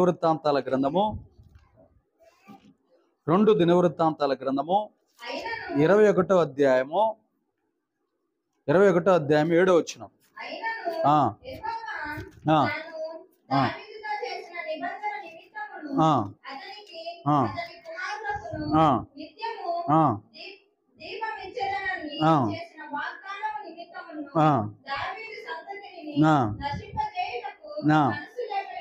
ఆమేన్, ఆమేన్. యెహోరాము అనండి. యెహోరాము అనేవాడు దుష్టరాజు, దుష్టుడైన రాజు. ఆయన దుష్ట పరిపాలన నచ్చక దేవుడు అతన్ని చంపాలనుకుంటాడు. అయితే అప్పుడు దేవుడు ఏమనుకుంటాడంటే, చిచ్చిచ్చి యెహోరాము ఎవరి సంతతి? దావీదు సంతతి. దావీదుకి ఏమని ప్రమాణం చేసిండో తెలుసా? నేను మరలా వచ్చేంత వరకు, నా రాకడ వచ్చేంత వరకు నీ సంతతి వారు నా దావీదు సింహాసనం మీద రోజు నిత్యము కూర్చుంటారని ఒక వాగ్దానం ఇచ్చాడు. అంతే. అమ్మా, వింటున్నారా? నేను మరలా భూమి మీదకి వచ్చేంత వరకు నీ సంతతి వారు ఆ సింహాసనం మీద కూర్చుంటారు అన్నాడు. అంతే. మధ్యలో ఎవరు వచ్చిండు? నీతి మంత్రుడు రాలా. పరమ దుర్మార్గుడైన వాడు వచ్చాడు. ఎవరు? దేని మీదకి? సింహాసనం మీదకి. ఇప్పుడు వాడిని చంపుదాం అనుకుంటాడు దేవుడు. చంపుదాం అనుకుంటుంటే ఎవరు అడ్డం వస్తుండ్రు? దావీదు గుర్తుకొత్తండు దేవుడికి. పాయింట్ అర్థమైందా? అర్థం కాలేదు. యెహోరాము అనేవాడు సుమారు 10 మంది రాజు, దావీదు తర్వాత 10 మంది రాజుల తర్వాత వస్తాడు. కానీ వాడు మంచోడు కాదు, చెడ్డోడు. వాడిని చంపాలనుకుంటాడు దేవుడు, కానీ వాడిని చంపలేకపోతాడు. ఎందుకు చంపలేకపోతాడు? దావీదుకి వాగ్దానం చేసిండు. ఏమని చెప్పిండు? దావీదుకి ఏమైనా వాగ్దానం చేసిండు? నేను మరలా భూమి మీదకి తిరిగి రెండవ రాకడలో వచ్చేంత వరకు, అంటే భూమి నిలిచి ఉండేంత వరకు నీ కడుపున పుట్టిన సంతానం నీ సింహాసనం మీద ఎప్పుడు కూర్చుంటేనే పెడతాను, ఒక్కడు కూడా చావడు సంపను అంటాడు. అంతే. ఆ ఒక్క మాటను మళ్ళీ జ్ఞాపకం చేసుకొని ఈయన్ని, ఈ యెహోరాము గారిని ఏం చేస్తా ఉంటాడు? చంపుతాడా, కాపాడుతాడా? ఎవరిని బట్టి యెహోరాము కాపాడుతున్నాడు? దావీదు నీతి. వింటున్నావా? ఎవరి నీతి? దావీదు. గట్టిగా చెప్పండి, దావీదు నీతి. ఈరోజు గ్రేస్ అమ్మ చేసిన ప్రార్థన, 10 తరాల తర్వాత ఎవడన్నా దుష్టుడు పుట్టిన అనుకో, ఆమెని బట్టి, ఆమె వాగ్దానాన్ని బట్టి ఆ మనవుణ్ణి కాపాడును కాదు. అంటే నేను ఆ దీపాన్ని ఆర్పను అన్నాడు దేవుడు. చూడండి, అవన్నీ ఎప్పుడో 10 తరాల క్రితం వాగ్దానం ఇచ్చిన దావీదుకి ఏముంది, ఎవడు మనల్ని అడుగుతుడు, వేసేద్దాంపా అని అన్నాడా? ఎవరు జ్ఞాపకం వచ్చారు? ఒకరిని చంపటానికి ఇట్లా ముందుకు పోతున్నప్పుడు దావీదు జ్ఞాపకం వచ్చి, అరే నేను దావీదుకు వాగ్దానము చేసి. ఎప్పుడు మీకు చెప్తాడు, నేను నీకు కొడుకునిస్తానని చెబుతాడు, నేను నీకు ఇల్లు ఇస్తానని చెబుతాడు. మధ్యలో కొన్ని తప్పులు చేస్తాం. తప్పులు చేసినా కానీ ఏం చేస్తాడో తెలుసా? నేను చెప్పినానని చెప్పి రోజు తప్పులు చేసేది. అట్లా కాదు. తెలిసి తెలియక తప్పులు జరిగినాయి అనుకో, దేవుడు తన వాగ్దానాన్ని వెనక్కి తీసుకోడు. దేవుడు తన వాగ్దానాన్ని వెనక్కి తీసుకోడు. ఎందుకు తీసుకోడు అంటే, దేవుడు ఒక్కసారి మాట ఇచ్చాడంటే మాట తప్పేవాడు కాదు. మరి మనిషి గడి గడికి మాట తప్పుతాడు. డబ్బు మంచిదా, మనిషి మంచోడా? డబ్బు మంచిదా, మనిషి మంచోడా? మనిషి మంచోడా, డబ్బు మంచిదా? మనిషి మంచోడు. నువ్వు చాలా ఎదగాలి. డబ్బు మంచిదా, మనిషి మంచోడా? పోయినసారి కూడా చెప్పినాక అమ్మ బండకేసి కొట్టాలి నేను. డబ్బు మంచోళ్ళ, డబ్బు మంచిదా, మనిషి మంచోడా?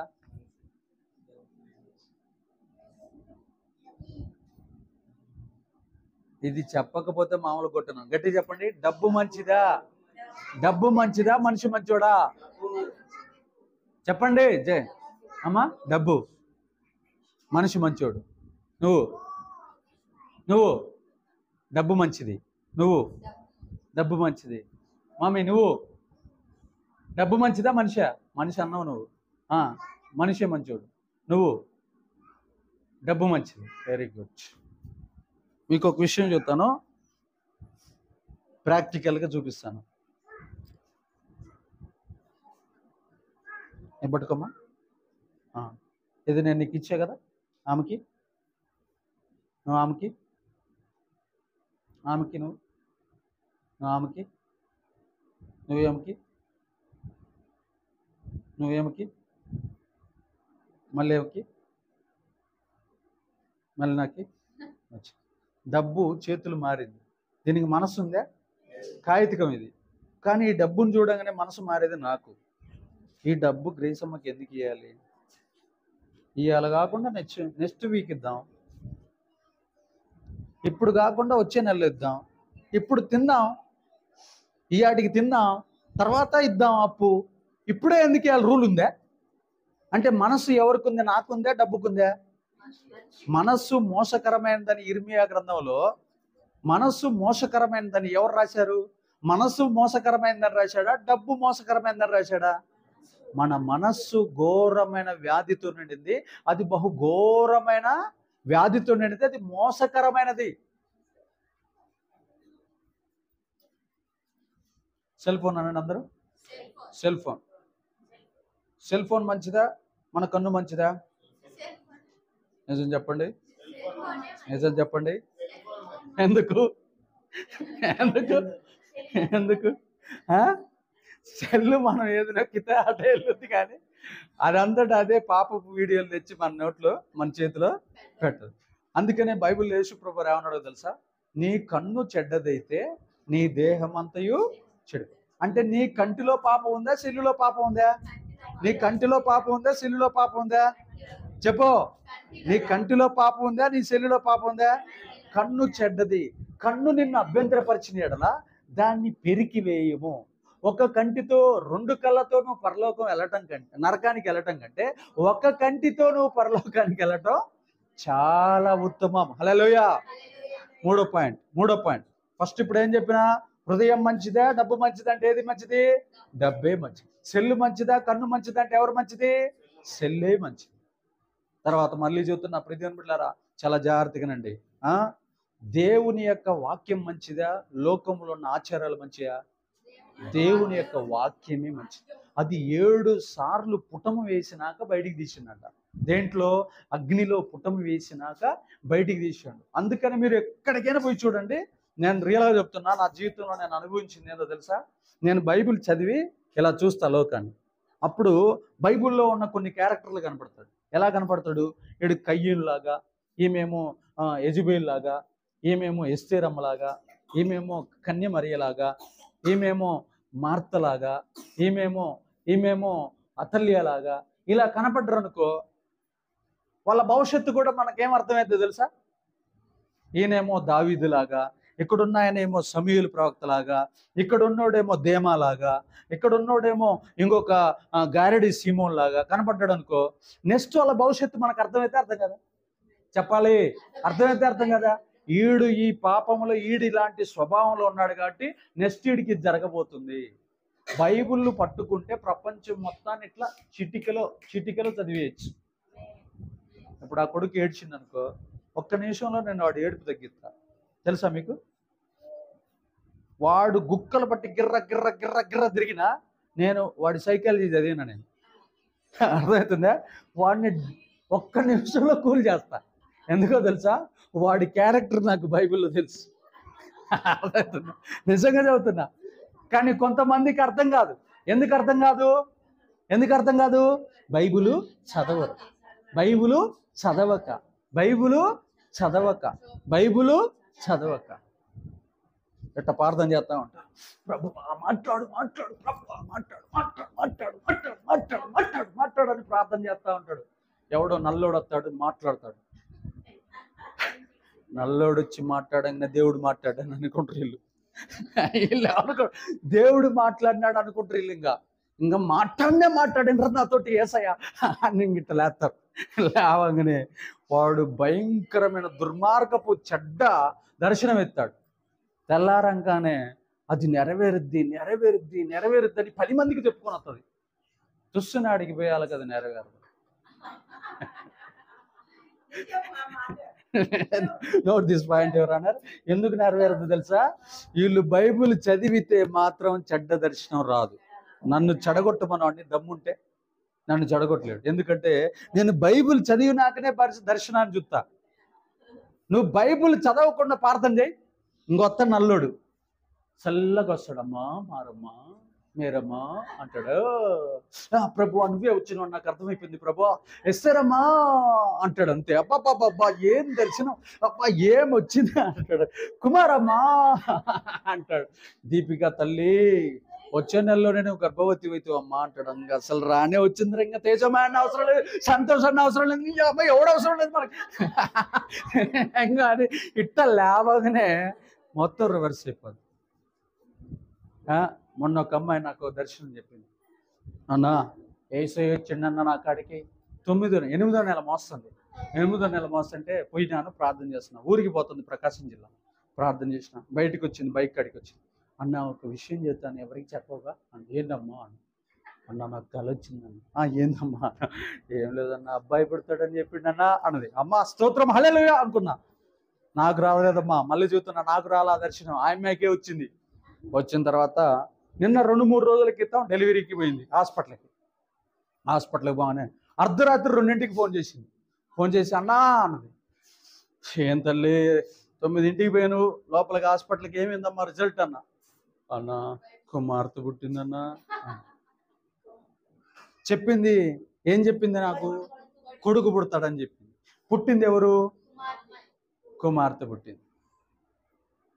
మరి ఇప్పుడు మాట్లాడింది ఎవరు? ఆ అమ్మాయితోటి దెయ్యం మాట్లాడింది. ఎందుకు మాట్లాడింది దెయ్యం? నీ బాధ ఏందో, నీ అవసరం ఏందో, నీ ఆశ ఏందో దెయ్యానికి తెలుసు. కానీ నువ్వు బైబిల్ చదివి కనుక ప్రార్థన చేస్తే దేవుడు నీతో మాట్లాడతాడు. ఎందుకో తెలుసా? ఒక చెడ్డ కళ రాకుండా దేవుడు నరికేస్తాడు.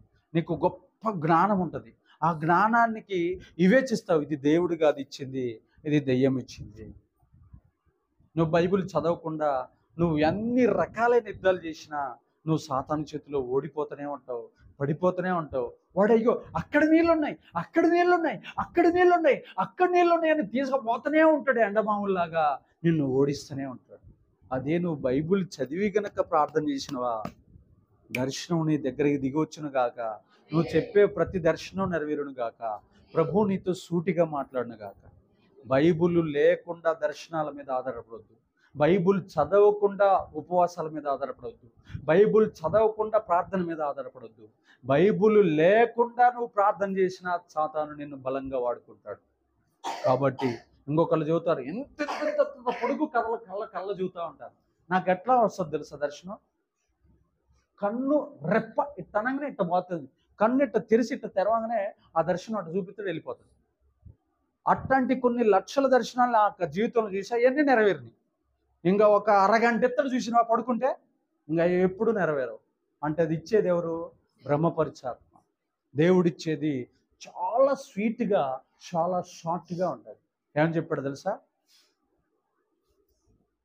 11 పనలు వచ్చి నీ పన కింద సాగిల పడతాయి, అంతే, సింపుల్. ఆ దర్శనం అటు చూపించాడు. 11 పనలు వచ్చి నీ పన కింద సాగిల పడతాయి. డౌట్ ఒక దర్శనం. రెండో రోజు ఇచ్చాడు, ఆకాశంలో ఉన్న నక్షత్రాలు వచ్చి నీకు వంగుతాయి. అవుట్. ఇంకేమైనా ఉంది అదంట? భ్రమ ఏమైనా ఉందే? రెండే దర్శనాలు ప్రపంచాన్ని షేక్ చేశాడు యేసేపు. హల్లెలూయా. ప్రపంచాన్ని షేక్ చేశాడు. దాంట్లో గుడ్డితనం ఉందే, దాంట్లో భ్రష్టత్వం ఉందే, దాంట్లో చెడుతనం ఉందే? యేసేపు నీతి అతన్ని గొప్ప ప్రధానమంత్రిని చేసింది. 2 దర్శనాలు పనలు వచ్చి కింద పడతాయన్నాడు, 11 మంది అన్నలు వచ్చి కాళ్ళ కడబడ్డారు. రెండో దర్శనంలో నువ్వు సూర్యుడిగా వెలుగుతావు, నక్షత్రాలన్నీ వచ్చి నీ కాళ్ళ కింద పడతాయని చెప్పాడు. దెబ్బకు ప్రపంచ దేశాలన్నీ వచ్చి ఎవరికాడ సాగిలపడ్డాయి? ప్రపంచ దేశాలన్నీ వచ్చి ఎక్కడ సాగిలపడ్డాయి? ఏయ్ కూర్చో. ప్రపంచ దేశాలన్నీ వచ్చి ఎవరికాడ భోజనం కొనుక్కున్నాయి, ఆహారాన్ని ఎవరికాడ కొనుక్కున్నాయి? యేసేపు కాడ. ఒకటి కుటుంబం సాగిల పడుతుందని చెప్పిండు, రెండోది ప్రపంచం సాగిల పడుతుందని చెప్పిండు. మరి మనకి రోజుకి ఎన్ని దర్శనాలు వస్తాయి? రోజుకు 10. ఒకటన్నా నెరవేరుతాయా? ఆయనకి జీవితం మొత్తం మీద ఎన్ని వచ్చినాయి చెప్పు? జీవితం మొత్తం మీద ఎన్ని వచ్చినాయి? 2. చెప్పు, జీవితం మొత్తం మీద యేసేపుకి ఎన్ని వచ్చినాయి? 2. మరి మనకు రోజు ఎన్ని వస్తున్నాయి చెప్పు? రోజుకి మనకి ఎన్ని వస్తున్నాయి? 10, 20, 30, 40. ఒకటన్నా నెరవేరుతుందా? దాంట్లో దేవుడు ఉన్నాడా? దాంట్లో ప్రతిష్ఠత ఉందా? దాంట్లో క్లారిటీ ఉందా? దాంట్లో నిర్ధారణ ఉందా? దాంట్లో స్థిరమైంది ఉందా? గాలి గాలి గాలి, పొట్టు పొట్టు పొట్టు పొట్టు పొట్టు. కొన్ని రోజులకి నువ్వు చెప్పిన అబద్ధాలు, దర్శనాలు నెరవేరక వచ్చేవాళ్ళు కూడా సంఘానికి రాకుండా జంపు. గుర్తుపెట్టుకోండి, నీతి, యేసేపు నీతి ప్రపంచానికి ప్రధానమంత్రిని చేసింది. ఇలాగ మన జీవితంలో మనం ఎప్పుడైతే, దావీదు నీతి ఎవరిని కాపాడింది? యెహోరాముని కాపాడింది. దుష్టరాజులందరినీ, దావీదు యొక్క సంతతిలో పుట్టిన దుష్టరాజులందరినీ దావీదు నీతి కాపాడు. ఈ విషయాన్ని గుర్తుపెట్టుకోండి. మన జీవితంలో మనం గొప్ప తీర్మానం తీసుకొని ప్రభు దగ్గర సాగిలిపడి, ప్రభువా మేము నీతిమంతులుగా మారతాం, ఈ రోజు నుంచి నువ్వే మాతో మాట్లాడు, ఏ చీకటి శక్తులు మాతో మాట్లాడకూడదు, నీ వాక్యం చదువుతాం, నీ వాక్య ప్రకారం జీవిస్తాం, మాకు సత్యాన్ని బయలుపరచు, మాకు సత్యాన్ని బయలుపరచు, మాకు పరలోక సంగతులు తెలియచేయి, మాకు క్లారిటీగా మాట్లాడు, మాకు క్లారిటీగా మాట్లాడు. మమ్మల్ని బ్రహ్మపరచ ఆత్మకు కానీ, భ్రష్టాత్మకు కానీ, లోక సంబంధమైన ఆత్మలకు కానీ, లౌకిక ఆత్మలకు కానీ, మత సంబంధమైన ఆత్మకు కానీ, మా వెలుగుదూతకు కానీ మమ్మల్ని అప్పగించవద్దు. మాతో నువ్వేం మాట్లాడినా అది తెల్లారికల్లా నెరవేరాలి. అలాంటి కృప మాకు ఇవ్వయ్యా అని, అలాంటి నీతిని మీరు సంపాదించుకోండి. దేవుడు ఈ మాటలను దీవించి స్థిరపరిచి వర్ధిల్లింప చేయను గాక. ఆమేన్. ప్రార్థన చేసుకుందాం. మన మధ్యలో ఉన్న సంతోషయ్య ప్రార్థన చేస్తాడు. ప్రార్థన చాలా ముఖ్యమైనది. వాక్యం అయిపోయిన తర్వాత నేను కూడా చేస్తాను. కళ్ళు మూసుకోండి, మోకాలేయండి, అందరూ మోకాలేయండి. ఒక్క 5 నిమిషాలు తీర్మానం తీసుకోండి. అవును, ఇద్దాం చేసుకోండి. ఈరోజు ఆర్మూర్లో దైవికమైన ఉజ్జీవం రగులును గాక. వాక్యం విన్నంత మాత్రాన ఏం సోలిపోవద్దు, అలసిపోవద్దు, ఏమి ఇసుగు చెందొద్దు. మీ ఆత్మలను కాపాడటానికి ఈరోజు ఆయన పరిశుద్ధ ఆత్మదేవుడు అమూల్యమైన సంగతులు మనకు బయలుపరిచాడు. ప్రియ దేవుని సంగమా, మరలా చెబుతున్నాను, అబ్రహాము యొక్క నీతి అతని ఆస్తిని తరతరాలు కాపాడింది. లోతు యొక్క అవినీతి అతన్ని తండ్రి ఆస్తి మొత్తాన్ని అగ్నిలో కాల్చివేసుకునేటట్లు చేసింది. దావీదు యొక్క నీతి విలువ, అయ్యా ప్రభా తండ్రి సింహాసనాన్ని స్థిరపరిచింది. యాకోబు యొక్క నీతి విలువ, యాకోబు తన పశ్చాత్తాప విలువ, తండ్రి తన కుటుంబాన్ని, తన బిడ్డల్ని, తన పశువులను కాపాడింది ప్రభా. మొర్దుకై యొక్క నీతి విలువ ప్రభా యూదా జాతి మొత్తాన్ని రక్షించిందయ్యా. యేసు ప్రభు వారి యొక్క అమూల్యమైన శిలువ రక్తం యొక్క నీతి విలువ సకల లోకములో ఉన్న అన్ని తరాలలో ఉన్నటువంటి తనను విశ్వసించిన వారందరికీ పరలోకం ఇవ్వటానికి ప్రభా జీవం కలిగి ఉన్నది ప్రభా. తండ్రి ప్రభా నోవాహు నీతి విలువ నోవాహు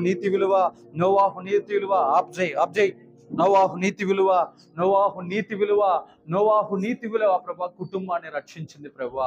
అయ్యా తండ్రి చెరసాల నాయకుడి యొక్క నీతి విలువ, చెరసాయల నాయకుడి యొక్క నీతిని అయినా ప్రభా అతని కుటుంబం మొత్తాన్ని రక్షించింది ప్రభా.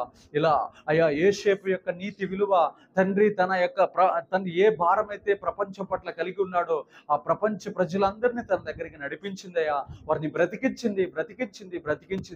నేను ప్రపంచానికి ఒక వెలుగుకరమైన స్తంభంగా ఉండాలనుకున్నాడు, అలాగ మారిపోయాడు ప్రభా. ఒక సూర్యుడిగా మారిపోయాడు ప్రభా, ఒక ప్రధానమంత్రిగా మారిపోయాడు ప్రభా, ఒక గేటు దగ్గర ఉన్న ప్యూను మొర్దుకై ప్రభా అతని నీతి ప్రభా తన జాతి మొత్తాన్ని కాపాడింది ప్రభా. తన ప్రజలందరితో సమాధానంగా మాట్లాడాడు ప్రభా, తన ప్రజలందరికీ ఇష్టడిగా మారిపోయాడు ప్రభా. అయ్యా తన జాతిలో గొప్పవాడిగా మారిపోయాడు ప్రభా. తండ్రి ప్రభా తన యొక్క ప్రజల యొక్క క్షేమముల గురించి విచారించే వ్యక్తిగా మారిపోయాడు ప్రభా. ఎన్ని దైవ లక్షణాలు ఉన్నాయి ప్రభా. అబీగయలు ప్రభా తన నీతి వల్ల, తన మృదువైన మాటల వల్ల అయ్యా దావీదు కోపాన్ని తండ్రి కట్టలు తెంచుకొని వస్తున్నటువంటి ప్రమాణం చేసినటువంటి కోపాన్ని అయ్యా సాయంత్రం కల్లా తండ్రి సవాలు చేసినటువంటి కోపాన్ని ప్రభా దావీదు యొక్క ఉగ్రతను ఆయన తన కుటుంబం మీదకి రాకుండా అబీగయలు యొక్క మృదువైన మాట ద్వారా తండ్రి కాపాడుకున్నది ప్రభా. ఆ మృదువైన మాట సున్నితమైన మాట ప్రభా. అయ్యా నీతి ఎంత గొప్పదో, నీతిమంతులుగా మేము జీవిస్తే మా కుటుంబాలు ఎలా రక్షించబడతాయో, ఆ నీతి వల్ల మేము ఎలాగ దీవించబడతామో, అలాగ మేము వర్ధిల్లుతామో ప్రభా. మాతో నువ్వు సూటిగా మాట్లాడావు నాయనా ప్రభా. పౌలు యొక్క నీతి అయ్యా తండ్రి మా పితరుల యొక్క నీతి మమ్మల్ని కాపాడుతున్నది ప్రభా. ఏ యొక్క భక్తుడు ఏ యొక్క మేలు చేశాడో ఏమో ఈ తరంలో అల్పులు, మట్టి పురుగులు, పాపులమైన మమ్మల్ని కాపాడావు ప్రభా. నీ నీతి కిందకి, నీ రక్తం కిందకి, నీ మహిమ కిందకి మమ్మల్ని తీసుకొని వచ్చావు దేవా. నీకే స్తోత్రమై. అయ్యా నరకానికి వెళ్ళాల్సిన మేమునైనా పరలోకానికి వారసులుగా చేసిన భాగ్యం ఇచ్చినందుకు కోటాను కోట్ల వందనాలు, స్తోత్రాలు చెల్లిస్తూ నజరేయుడైన యేసుక్రీస్తు నామమున అడిగి వేడుకొని పొందుకొని అన్నాము తండ్రి. ఆమేన్. Thank you very much. God bless you. దేవుడు ఈ మాటలను దీవించి స్థిరపరచు, వర్ధిల్లింప చేయను గాక. ఆమేన్. రైట్.